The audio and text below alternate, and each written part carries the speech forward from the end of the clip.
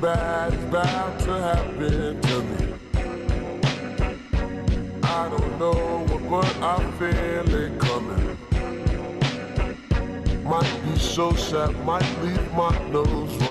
So the thing is that I'm talking about carbon footprint, and like I honestly don't know how I feel about it, but I just feel like we've been talking about like carbon footprint, and it's been like a trend on like YouTube that I be seeing, and I be watching these like video essays or videos about people deciding how to lower their footprint by reducing like the amount of electricity and food and waste they consume, because it's definitely like problematic in like a sense of use.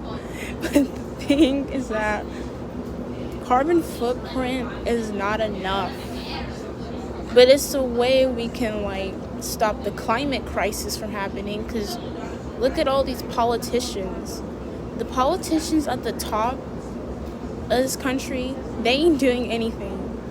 If you think they're doing something, they're not. They're only saying this because they're trying to gerrymander everything. Gerrymandering. And it's a big problem because they're trying to pander to their vote. Conservative votes, conservative pandering, only to get elected.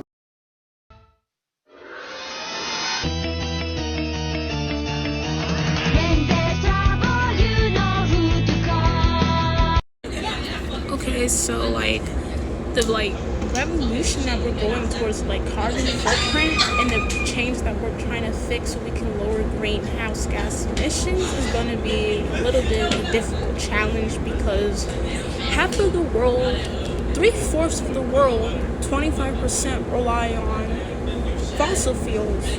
Fossil fuels is for manufacturing cars, manufacturing airplanes. They can be useful for air travel and other necessities that we use for transportation in life.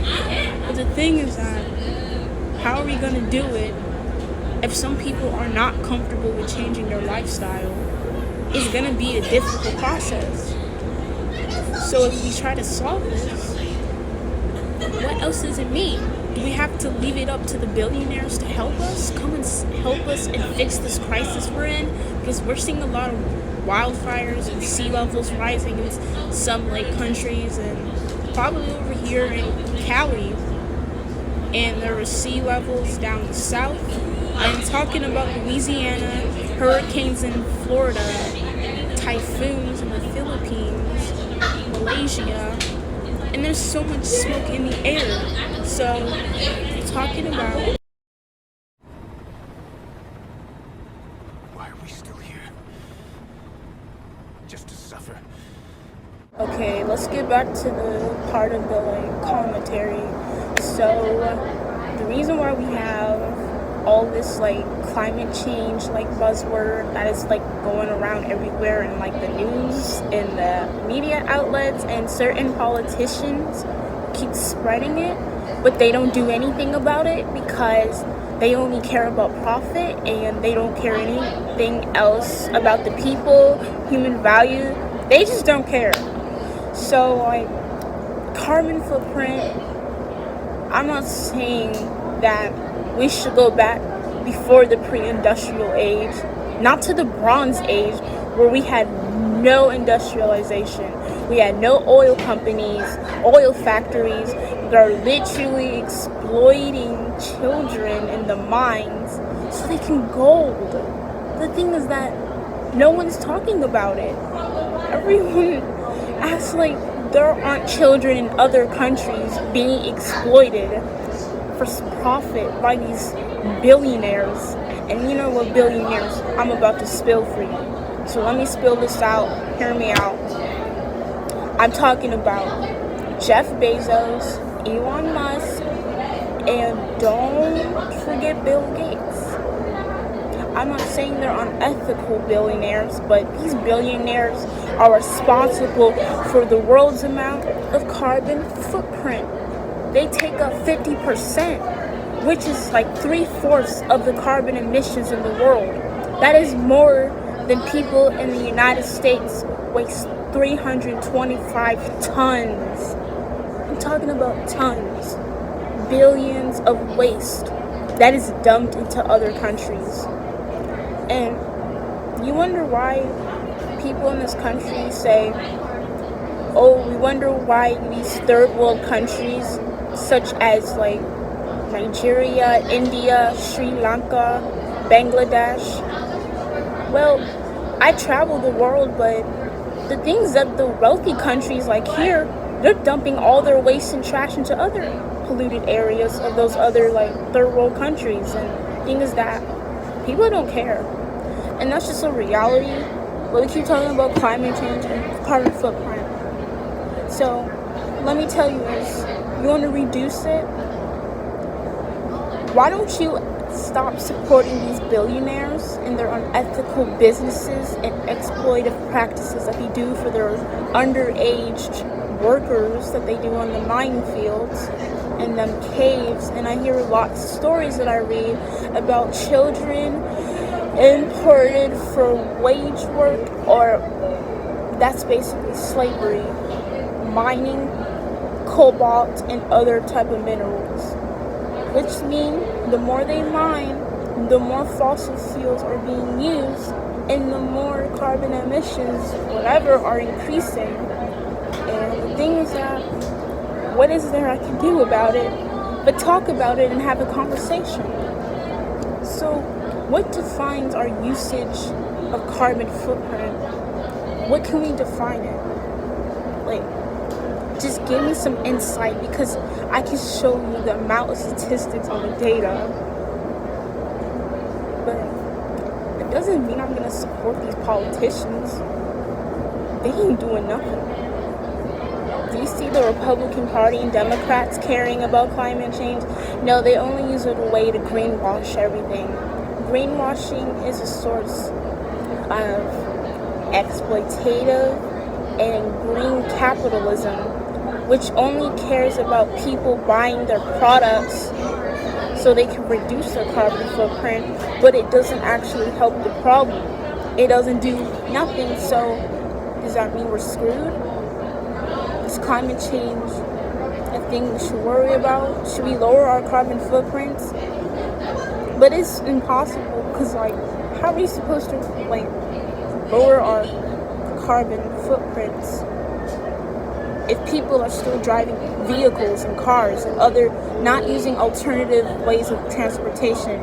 Because not everyone can afford to take a subway or ride the metro or ride a bullet train. They have those in other countries such as Japan, the west of like Europe. They all have these transportation. The thing is that not a lot of people over there drive, and I see it for myself, because I didn't see anybody with a single car. Even my aunt doesn't drive. No one needs to drive over there. But unlike here, you need a car to get to places. It's impossible, because if you don't own a driver's license or a state ID license for your car, you're screwed. Because there is no walkable areas anywhere in this country. The land mass is just dense. And I'm telling this based on how I feel. Don't take it as I'm telling the truth. Don't take it as factual evidence. But if you want to see it for yourself, let me introduce this author who's written about the green climate and the crisis and the art of greenwashing. It's scams. It's scams. Written by George Pelosi, who's the author of the Greenwashing, talking about how majority of corporations usually sell their advertisements for ethical basing and productization based on being plant-based or animal-friendly or animal cruelty-free. And I'm talking, you know those products I'm talking about, you see on the commercials on TV that promotes greenwashing. It's just another like synonymous like endeavor of capitalism. And I'm not saying capitalism is bad, but here we take it to an extreme. And I'm not trying to put my political views. I am neither Republican or Democratic. I'm an independent. I'm a centrist. I'm not a liberal or conservative. I believe what is morally right, what is morally wrong. If it's unmoral, immoral, I'm going to say what I'm going to say. So, we're going to take a deep insight to whatever it is about the author that says about the art of promoting green capitalism. Let's get to this part. So guys, I want to spill into carbon footprint. Okay, so carbon footprint is when the world's greenhouse carbon emissions are affected by human activities. Greenhouse gas emissions are affected by human activities. And I'm talking about this not to make it seem like it's doom and gloom, it's the end of the world, it's a doomsday type or whatever, and the mess we put ourselves into. So let's get back to what I was talking about. So I watched a few couple videos and I did lots of research on carbon footprint, how it's linked to climate change, and how there's a green revolution right now going on with Tesla X company, founder, CEO Elon Musk is trying to find a ethical way to reduce carbon emissions and the greenhouse gases, and how to reduce that is implement electric vehicles, and he's trying to get the whole entire Democratic Party to accept it and make a legislative mandatory action to make sure all these car companies can implement electric cars.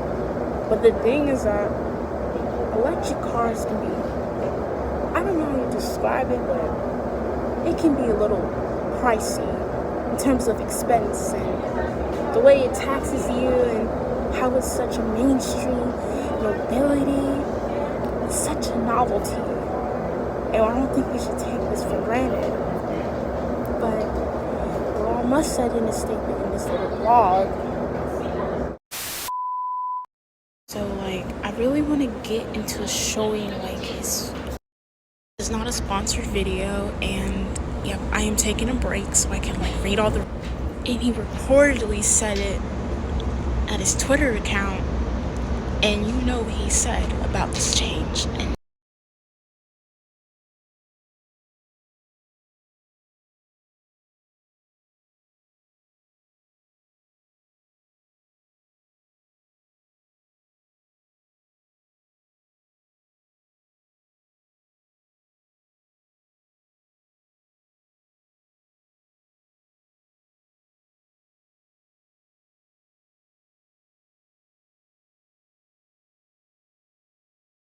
I wouldn't say it's a recession proof, but it's a recession repetition.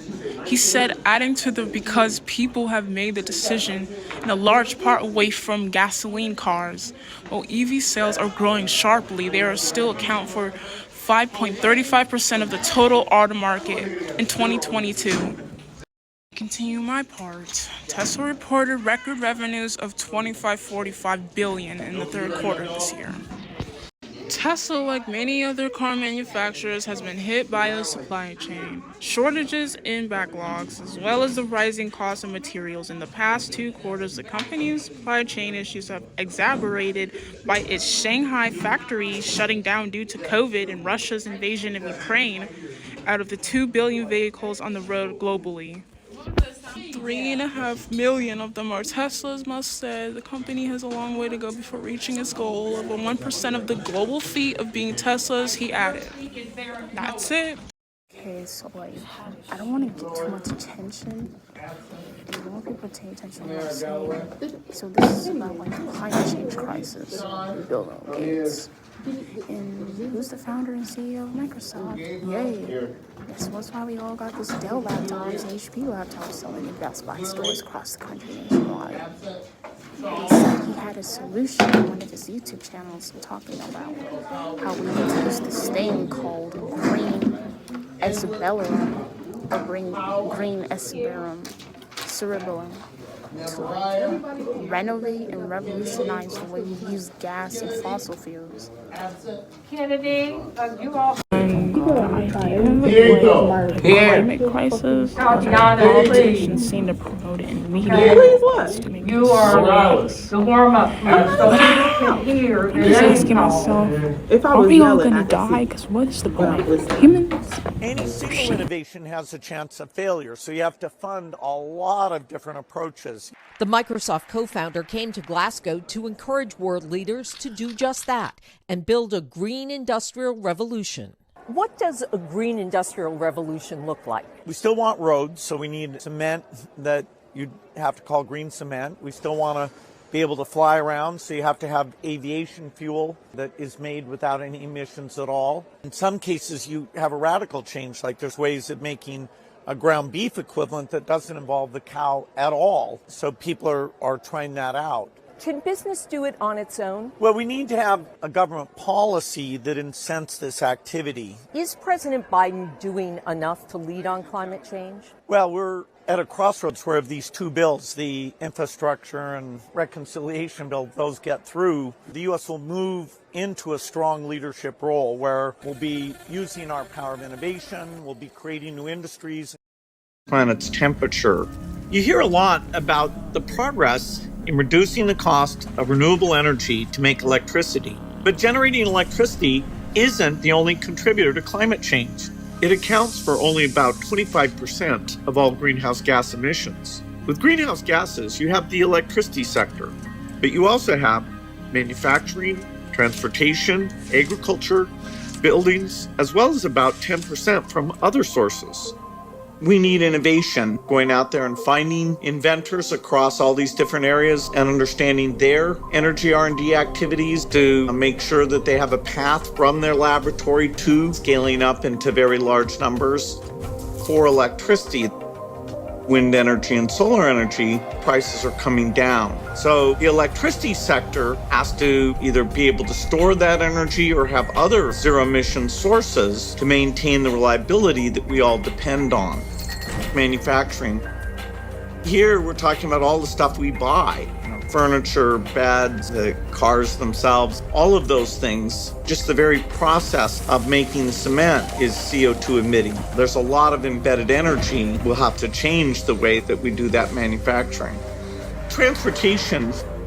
Immediately people think about passenger cars, and they are a big part of that. But transportation is quite broad. We've got railroads, innovators now have way more funding than ever before. Private companies are making serious climate commitments. Governments are passing advanced climate legislation. As a result, there are a number of clean technologies in development that cover every area of emission. But when I first started working on this issue, emissions were 51 billion tons each year. And we're still at that level, and time is running out. Alongside my belief that we can solve it, it can be difficult to actually contemplate the scale of change required for this energy transition. Of course, we have to invent new ways of doing these things, but it took 100 years to build a very energy-intensive industrial economy. We also need to replace all of that physical infrastructure in a much, much shorter period of time. There's never been a project of this scale, nothing even close. A tool I use to help people understand how far we have to go is what I call the green premium, or the extra cost for a clean alternative over the current way of doing things. We have seen progress. We see some areas, wind and solar, electric cars, where the green premium is low enough that we can start that scaling up. There are other areas like... Your group is going to be negative this time. So, Tatiana's group, turn your paper over, Kennedy, Demi, turn your paper over, and you're going to write negative effect. Here, your group is going to be negative effects this time. So turn your papers over and you're going to say negative. Chris, your group is going to be negative effects this time. Turn your papers over. Chris's group.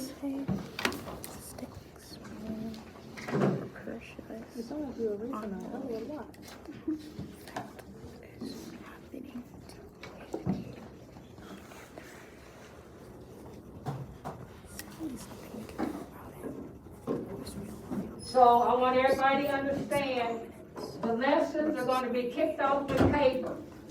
All right, then we will go to technology, and then we will end with paper, the charting.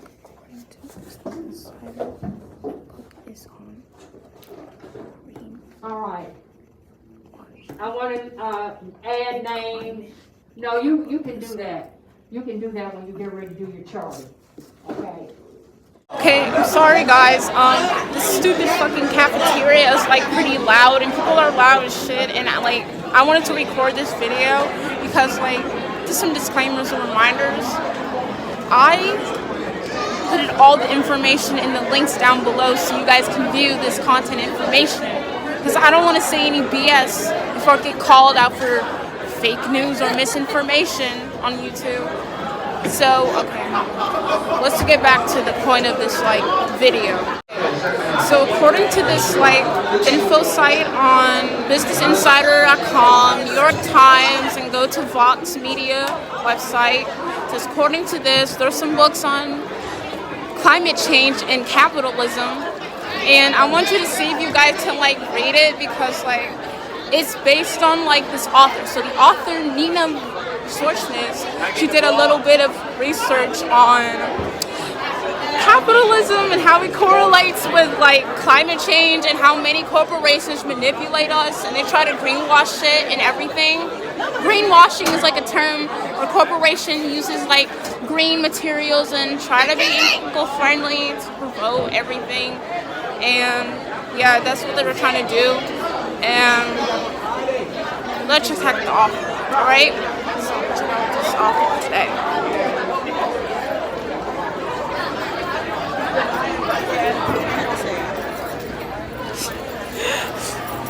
So yeah, definitely.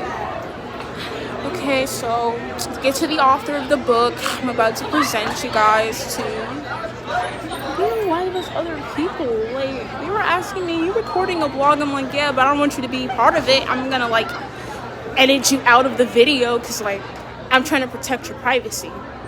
So I post to you on YouTube. I don't want to make sure this video gets like 100K. Like, guys, I have no like place to like record this video. I'm like in a public building like school, and it's so embarrassing. Like, I don't know. Okay, so the author of author of Naomi Klein on the book of Capitalism and the Climate Crisis and how it's correlated to the ongoing long revolution where billionaires are trying to invest in solar power energy, fusion energy, nuclear energy to prevent the climate crisis from expanding and expediting people from across the world. And I'm talking about 3/4 of the population that are being affected by this climate change. And it's serious, and I'm not saying this is all the doomsday.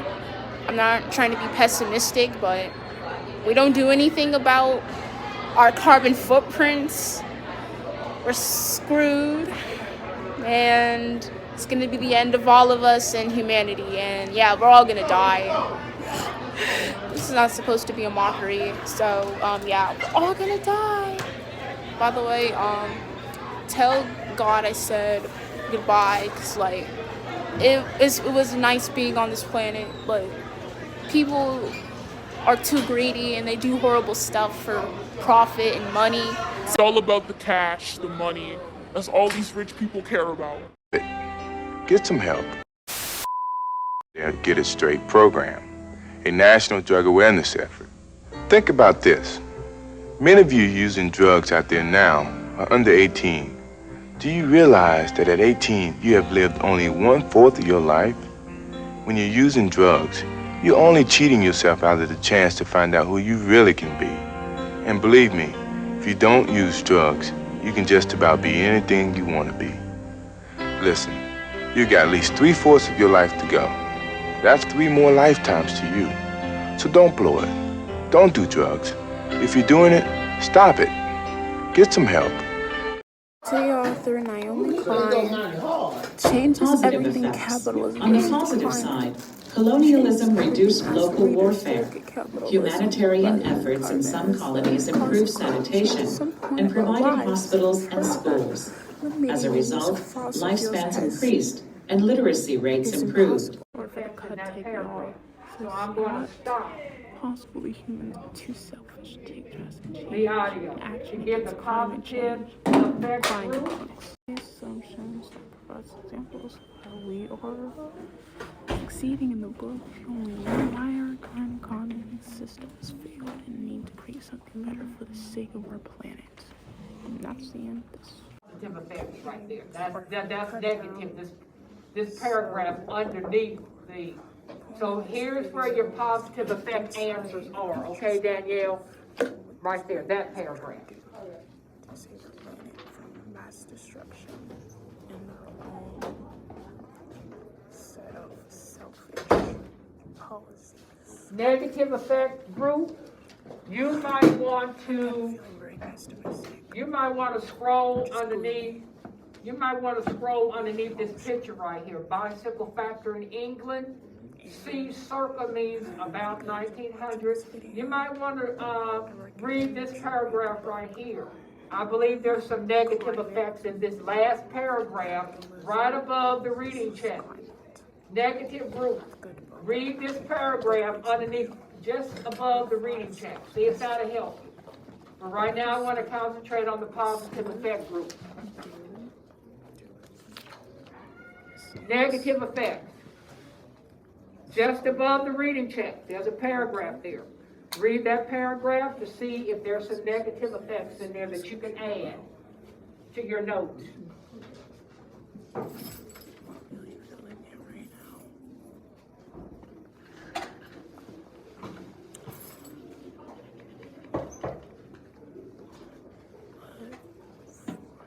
Pause this video.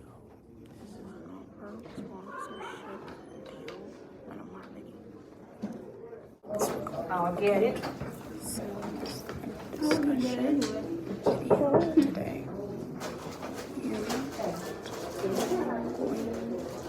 Okay, Chris, your group. You are negative. Okay. There's no more paper on this paper. There's I'm going around and this looks absolutely fabulous. All right, the notes that you have taken, absolutely awareness impressive.